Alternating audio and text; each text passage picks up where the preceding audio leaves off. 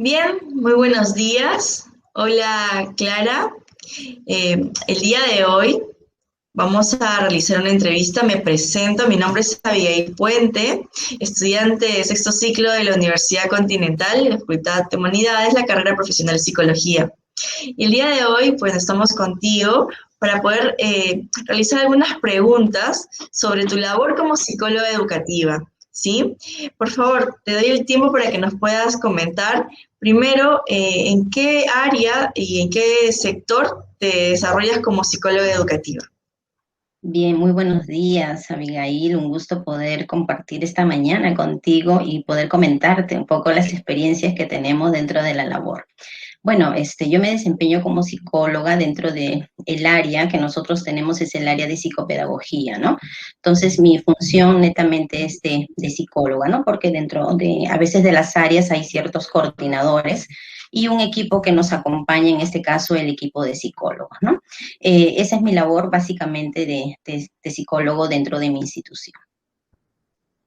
Muy bien, muchas gracias. Excelente.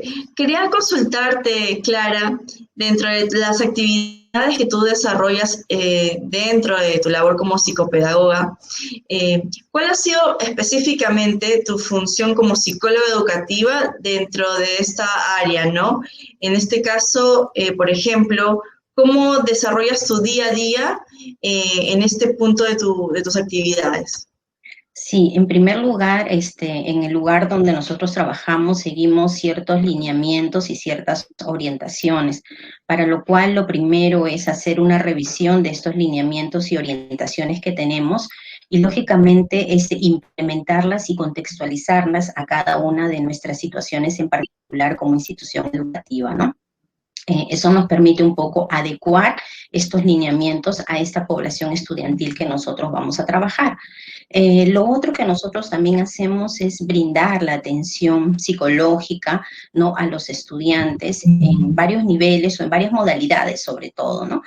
Trabajamos mucho la modalidad, por ejemplo, de intervención individual, ¿no? Trabajamos también a nivel grupal a través de algunas sesiones y también la hacemos a través la comunitaria, ¿no? Y en esta comunitaria es cuando abarcamos a un nivel más macro de toda la institución donde se involucra a toda la comunidad educativa. Y cuando hablamos de la comunidad educativa estamos haciendo referencia a padres, profesores y a todos los actores que involucran a esta población, ¿no? Y en estas intervención comunitaria, ¿no? Lo que se hace es un poco resaltar ciertas fechas conmemorativas, de tal manera de que se pueda hacer un trabajo, ¿no? Por ejemplo, si tenemos el Día de la Salud Mental, ¿no? Hacemos pues un trabajo, un taller, algo más macro que pueda invitar a todos y se involucren, ¿no? Y así como el Día de la Prevención de la Violencia y etcétera, ¿no? Entonces, en ese sentido, hacemos el brindar esta atención a ese nivel, ¿no? Luego también nosotros monitoreamos y hacemos el acompañamiento a aquellas personas que se desarrollan como docentes tutores dentro de una institución educativa, ¿no? Es decir, desde nuestra área como psicólogos también brindamos este acompañamiento.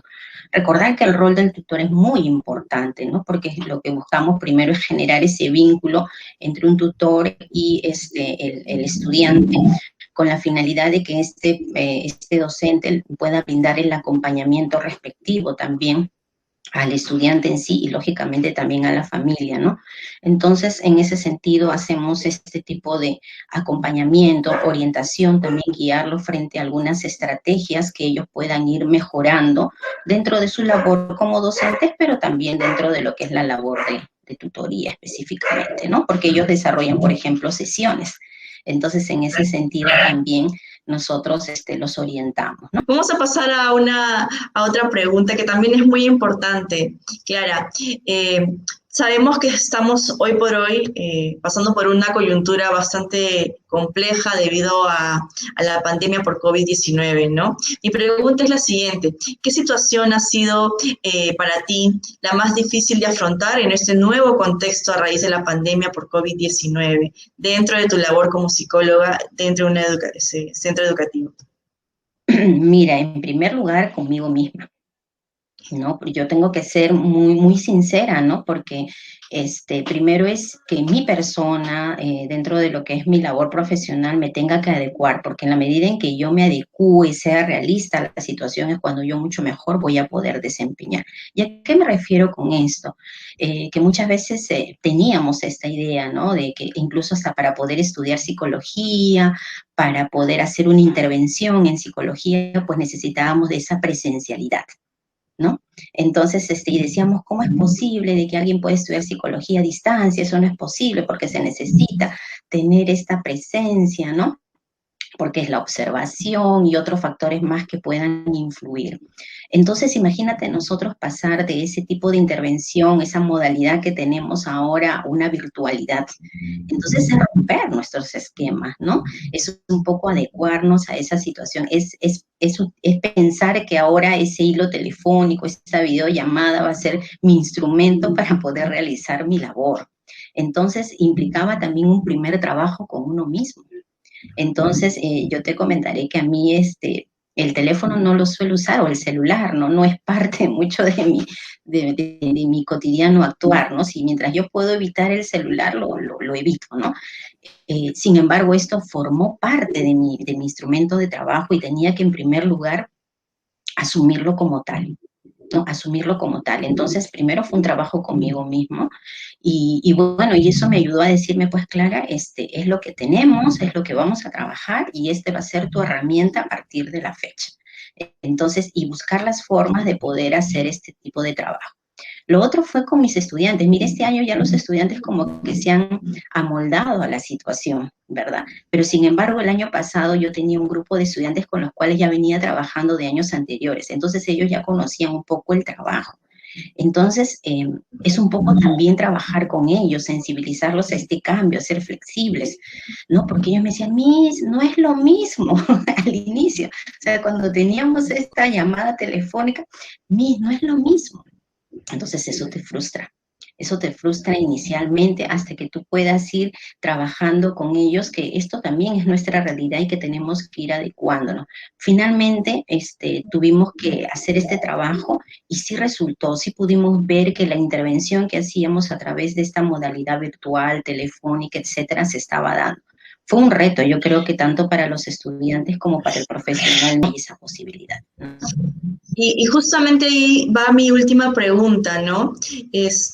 ¿Cómo se ha realizado este tema de llegar al alumno cuando tenemos una realidad tan difícil, tan dura, no tan cruda, de no tener a todos los alumnos con estas herramientas tecnológicas como para poder desarrollar un seguimiento, ¿no? Y luego una intervención si fuese necesario. Sobre todo, cómo también lo han manejado los padres desde su perspectiva, ¿no? Y los niños también, los alumnos, ¿cómo han tomado esto? Mire, en primer lugar, creo que como gestión ya eso le corresponde a las autoridades de la institución educativa. Una de las labores es un poco mapear cuál es la situación de cada uno de nuestros estudiantes, que creo que es el primer punto que hay que considerar, ¿no? Entonces, para ver en qué condiciones están nuestros estudiantes, ¿no? Desde el ámbito, dónde se ubican, dónde están, ¿no? Porque la pandemia, tú sabes de que nos agarró de improviso y algunos estuvieron en determinados lugares y finalmente terminaron allí, en casas de familiares, en otros lugares a veces lejanos a su localidad de origen, y en fin, una serie de situaciones, ¿no?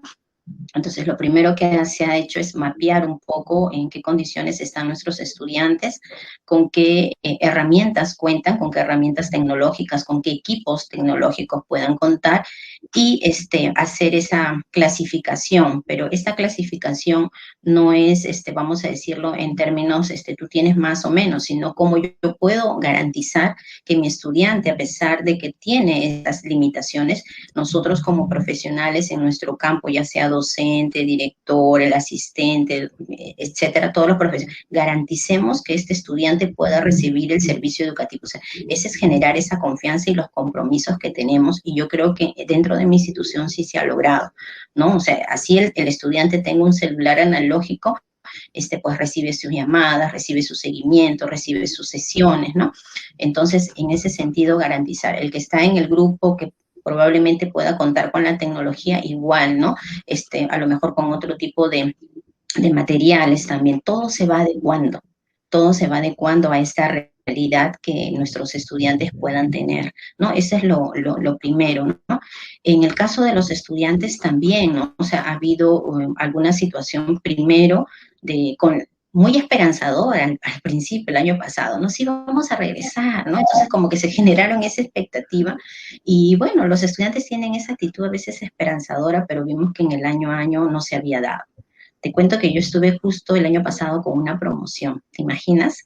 Entonces, sí, o sea, hay que considerar eso, porque ellos se generan tantas expectativas como cualquier adolescente, ¿no?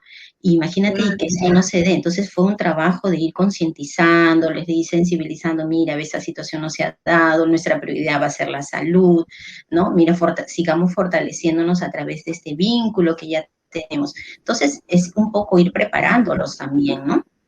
Y bueno, yo creo que ellos también se han adecuado. Con respecto a los padres, yo creo que los padres en esta modalidad es un poco, ¿cuál ha sido un poco la situación más compleja? El que realmente puedan asumir, yo creo, a cabalidad esta corresponsabilidad. Si bien es cierto, el padre es corresponsable junto con la institución, pero ahora era un poco más, su labor era de mayor, vamos a decir, supervisión, acompañamiento, ¿no? Y a veces esa idea de que el colegio tenga que solucionar, tenga que brindar, tenga que ver todos estos aspectos, como que a veces no se involucran tanto. Entonces, ese trabajo de concientizarlos en ese sentido ha demandado su tiempo, ¿no? Y es por eso que a veces hemos visto, y no solamente lo hemos visto en nuestra institución educativa, sino a nivel nacional, cuando veíamos que estudiantes que no presentan evidencias, que no asisten a las clases, ¿no? Con esa regularidad. Y muchas veces no es porque no tengan, ¿no? Las herramientas o el equipo, sino también era la actitud, cómo el padre podía garantizar que realmente su hijo esté asistiendo, cómo superviso, ¿no? Y en eso nos encontramos una serie de situaciones, ¿no? Mientras estoy atendiendo a mi hijita pequeña, a veces no puedo ver lo que está haciendo, ¿no? Entonces, y bueno, se dan una serie de situaciones. Entonces, esta corresponsabilidad también se ha tratado de fortalecer mucho, ¿no? Fortalecer mucho y generar esta conciencia en ellos, que todos somos un equipo, ¿no? Que ahora, si bien es cierto, ellos están en casa, pues necesitamos ese respaldo de ellos, ¿no? Y también enseñarles a los padres también el uso de algunas herramientas, porque también no todos los padres conocen, ¿no? Entonces, enseñarle lo básico, lo primordial, cómo poder hacer el acompañamiento a su hijo, porque no le podríamos pedir algo que a lo mejor ellos no lo pueden hacer, ¿no? Yo trabajo con una diversidad cultural en diversas zonas del Perú y donde a veces hay estas limitaciones, ¿no? Pero se les puede enseñar, se les puede decir básicamente cómo podrían acompañar a sus hijos, ¿no? Y en ese sentido, sí creo que estamos avanzando. Yo creo que no es un tema que ya se haya solucionado, pero seguimos trabajando en ello, ¿no? Agradecerte de verdad el tiempo. Muchísimas gracias por poder explicarme, por explicarnos estos puntos tan relevantes de la educación y sobre todo en este contexto pues que estamos pasando. ¿Algo que nos quieras compartir para poder terminar con esta pequeña entrevista? Bueno, solamente va a depender mucho del psicólogo educativo, cómo nosotros, vamos a decir, realzamos nuestra labor, ¿no? Es una labor muy importante, ¿no? Porque tenemos que garantizar que nuestro estudiante esté muy bien socialmente, afectivamente, en el entorno familiar, cuidar, para poder garantizar sus procesos de enseñanza-aprendizaje. No le podríamos pedir algo cuando alguno de estos aspectos no están fortalecidos, ¿no? En ese sentido es algo que nosotros trabajamos mucho la prevención también de la violencia, ¿no? Que la convivencia sea armoniosa entre ellos, ¿no? Porque finalmente también estamos formando, ¿no? Personas, ciudadanos que van a formar parte de una sociedad y tenemos que empezar a trabajar en conjunto, ¿no? No solamente es la escuela, ¿no? Entonces, creo que trabajar en ese sentido es muy importante. Muchas gracias, Clara. Muchas gracias.